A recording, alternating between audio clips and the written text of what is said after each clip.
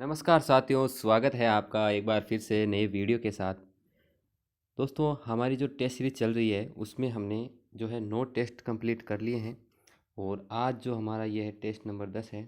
आपको daily test मिलते हैं और आज इस वीडियो के साथ में एक बात और बताना चाहता हूँ कि अब जो है 2 या 3 दिन में जो है हम जो मनोविज्ञान है उसकी टेस्ट सीरीज शुरू करने वाले हैं। सेम है, वह भी एग्ज़ाम्स में आए हुए क्वेश्चन और उसमें कुछ ऐसे क्वेश्चन भी मैं ऐड करूँगा जो कि एग्ज़ाम के लिए बहुत ज़्यादा ज़रूरी है। और इसके बाद में थोड़े दिनों के बाद में हम साइंस के लिए भी जो लेवल 2 या लेवल फर्स्ट दोनों के लिए समान रूप से उपयोगी होगी टेस्ट सीरीज शुरू करेंगे। तो आपसे यही उम्मीद है कि आप ज़्यादा से ज़्यादा जो है चैनल को सपोर्ट करें, सब्सक्राइब करें, लाइक करें, शेयर करें और कमेंट करें। शुरू करते हैं आज का वीडियो।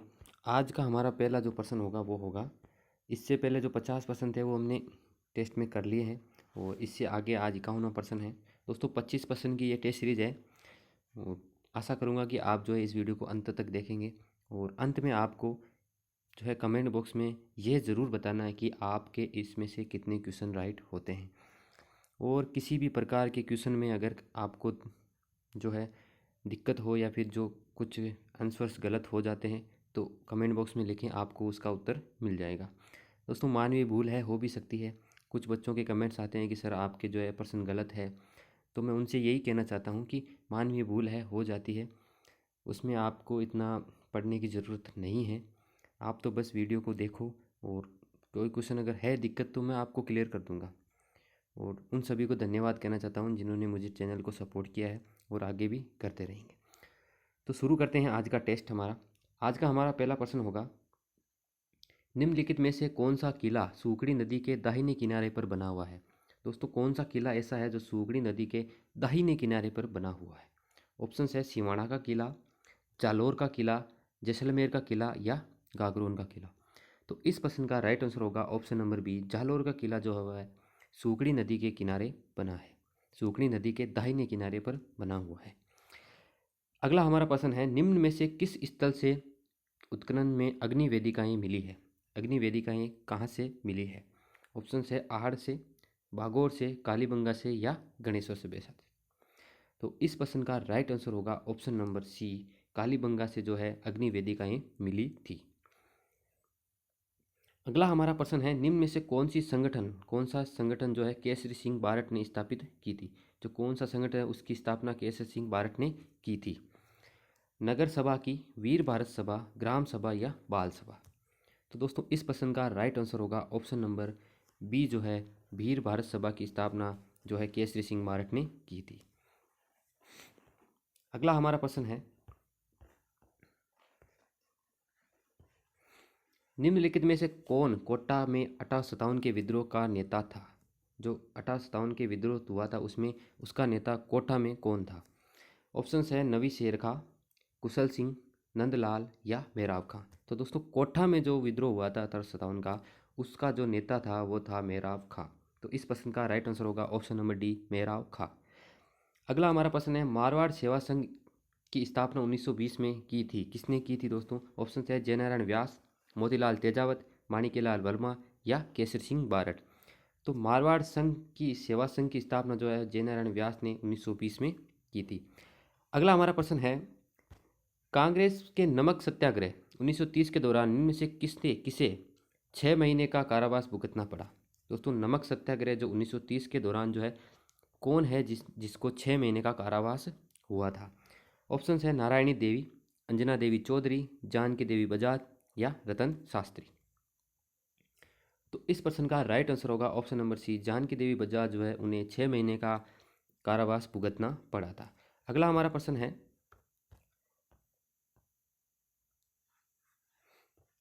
निम्नलिखित में से कौन सी पुस्तक चौहानों के इतिहास के बारे में जानकारी का स्रोत नहीं है। नहीं, ये बताना है। सुरजन चरित्र बिल्कुल देती है, हमीर महाकाव्य चौहानों की जो इतिहास के बारे में जानकारी देती है, पृथ्वीराज विजय भी देती है। तो इस प्रश्न का राइट आंसर होगा ऑप्शन नंबर डी, हर्षचरित जो है चौहानों के इतिहास के बारे में जानकारी नहीं देता है। अगला हमारा प्रश्न है, घटियाला शिलालेख किस भाषा में लिखा गया था। दोस्तों, घटियाला शिलालेख जो है कौन सी भाषा में लिखा गया था। ऑप्शन है फारसी भाषा में, संस्कृत भाषा, हिंदी या मारवाड़ी भाषा। तो इस प्रश्न का राइट आंसर होगा ऑप्शन नंबर बी, संस्कृत भाषा में जो है घटियाला शिलालेख लिखा गया था। अगला हमारा प्रश्न है, राजस्थान में लच्छीराम द्वारा किस ख्याल का प्रवर्तन किया गया? लच्छीराम जो है उन्होंने कौन सी ख्याल का प्रवर्तन किया था? ऑप्शन है शेखावटी ख्याल, जयपुरी ख्याल, कुचामनी ख्याल या तुरांकरंगी ख्याल। तो दोस्तों इस प्रश्न का राइट आंसर होगा ऑप्शन नंबर सी, कुचामनी ख्याल जो है उसके प्रवर्तक लच्छीराम थे दोस्तों। अगला हमारा प्रश्न है, 1835 में अंग्रेजों ने जोधपुर लीजन का गठन किया था, जिसका केंद्र रखा गया। दोस्तों जोधपुर लीजन का गठन किया था 1835 में, उसका जो केंद्र है वह कौन सा था? ऑप्शन है नसीराबाद, एरिनपुरा, खेरवाड़ा या नीमच। तो दोस्तों जोधपुर लीजन का जो केंद्र था वह था एरिनपुरा। तो इस प्रश्न का राइट आंसर होगा ऑप्शन नंबर बी, एरिनपुरा। अगला हमारा प्रश्न है, 1923 में ब्यावर से राजस्थान नामक साप्ताहिक पत्र किसके द्वारा प्रारंभ किया गया या किसने प्रारंभ किया था? ऑप्शन है ऋषिदत्त मेहता, राम नारायण चौधरी, विजय सिंह पथिक या जय नारायण व्यास। तो दोस्तों ब्यावर से राजस्थान नामक जो साप्ताहिक पत्र था वह ऋषिदत्त मेहता द्वारा प्रारंभ किया गया था। इस प्रश्न का राइट आंसर होगा option number A, Rishi Dutt Mehta. अगला हमारा प्रश्न है, रियासत के विलय के समय जोधपुर राज्य का महाराजा कौन था? कि जब रियासतों का विलय हुआ था उस समय जोधपुर का महाराजा कौन था? ऑप्शन है जसवंत सिंह द्वितीय, उमेद सिंह, हनुमंत सिंह या गज सिंह। तो दोस्तों इस प्रश्न का राइट आंसर होगा option number C, Hanumant Singh जो है वह रियासत के विलय के समय जोधपुर राज्य का महाराजा था। अगला हमारा प्रश्न है, राजस्थान का कौन सा पूर्व राजवंश शैव परंपरा का निर्वहन करता है? कि कौन सा ऐसा राजवंश है जो शैव परंपरा यानी भगवान शिव की परंपरा का निर्वहन करता है? ऑप्शंस है चौहान वंश, गुहिल वंश, सिसोदिया वंश या राणा वंश। तो दोस्तों शैव परंपरा का जो निर्वहन है वह कौन सा करता है? तो इसका राइट आंसर होगा ऑप्शन नंबर सी, सिसोदिया वंश जो है वो करते हैं। अगला हमारा प्रश्न है, 1564 में चंद्रसेन के कौन से भाई ने अकबर के दरबार में उपस्थित होकर चंद्रसेन के विरुद्ध सहायता मांगी? तो चंद्रसेन के कौन था जिसने अकबर के दरबार में उपस्थित होकर चंद्रसेन के विरुद्ध सहायता मांगी थी? ऑप्शंस है उदय सिंह, राम सिंह, जगमाल या जगत सिंह। तो दोस्तों इस प्रश्न का राइट आंसर होगा option number B, Ram Singh जो है उन्होंने अकबर से चंद्रसेन के विरुद्ध सहायता मांगी थी। अगला हमारा प्रश्न है, निम्न में से कौन सी जगह 1857 की क्रांति से संबंधित नहीं है? नीमच, जैसलमेर, कोटा, देवली। तो दोस्तों इन तीनों जगह पर जो है 1857 की क्रांति हुई थी। जैसलमेर है जहाँ पर क्रांति नहीं हुई थी। तो इसका राइट आंसर होगा ऑप्शन नंबर बी, जैसलमेर। अगला हमारा प्रश्न है, राजस्थान में मेवाड़ प्रजामंडल की स्थापना किसके द्वारा की गई? मेवाड़ प्रजामंडल है उसकी स्थापना किसके द्वारा की गई? ऑप्शन है विजय सिंह पथिक, माणिक्यलाल वर्मा, साधु सीताराम दास या पंडित गौरी शंकर। तो इस प्रश्न का राइट आंसर होगा option number B, Manikyalal Verma जो है उन्होंने राजस्थान में मेवाड़ प्रजामंडल की स्थापना की थी। अगला हमारा प्रश्न है, निरंजनी संप्रदाय के संस्थापक कौन थे? निरंजनी संप्रदाय के संस्थापक कौन थे? ऑप्शन है संत रामचरण, संत रामदास, संत निरंजन नाथ या संत हरिदास। तो दोस्तों निरंजनी संप्रदाय के संस्थापक माने जाते हैं संत हरिदास जो है माने जाते हैं। तो इस प्रश्न का राइट आंसर होगा ऑप्शन नंबर डी। अगला हमारा प्रश्न है, राजस्थान में गौरबंद किस पशु का विशिष्ट श्रृंगार है? दोस्तों गौरबंद जो है वह ऊंट का श्रृंगार माना जाता है। अगला हमारा प्रश्न है, नौगरी आभूषण शरीर के किस अंग में पहना जाता है? ऑप्शन है हाथ में, कमर में, गले में, नाक में। तो दोस्तों नौगरी आभूषण जो है वो हाथ में पहना जाता है। अगला हमारा प्रश्न है, निम्न से कौन सा युग्म सही सुमेलित नहीं है? ऑप्शन है कपिल मुनि का मेला बीकानेर सही है, जगदीश मंदिर उदयपुर, मीराबाई मंदिर चित्तौड़। तो दोस्तों इसका राइट आंसर होगा ऑप्शन नंबर सी, द्वारकाधीश मंदिर जयपुर में नहीं है। अगला हमारा प्रश्न है, सर वीटी कृष्णामाचारी किस राज्य के दीवान थे? ऑप्शन है मेवाड़ के, जोधपुर के, जयपुर के या जैसलमेर के। तो दोस्तों वीटी कृष्णामाचारी जो है वह जयपुर राज्य के दीवान थे। तो इस प्रश्न का राइट आंसर होगा ऑप्शन नंबर सी। अगला हमारा प्रश्न है, किस राजपूत शासक को अकबर ने अमीर उल उमरा की उपाधि दी थी?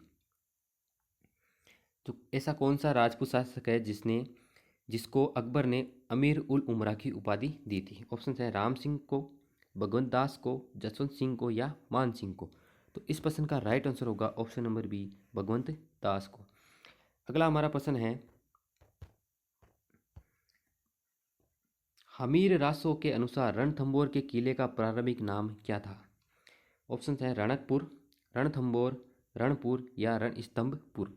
तो दोस्तों हमीर रासो के अनुसार जो रणथंभौर किले का नाम था वह था रणस्तंभपुर। तो इस प्रश्न का राइट आंसर होगा ऑप्शन नंबर डी।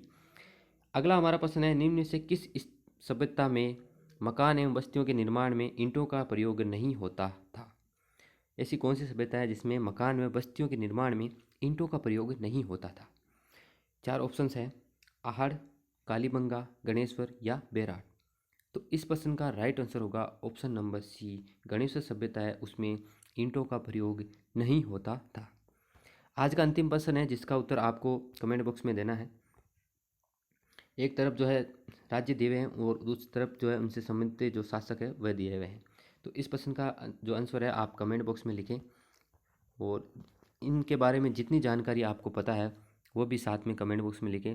मिलेंगे अगले वीडियो में, तब तक के लिए धन्यवाद। Thank you so much.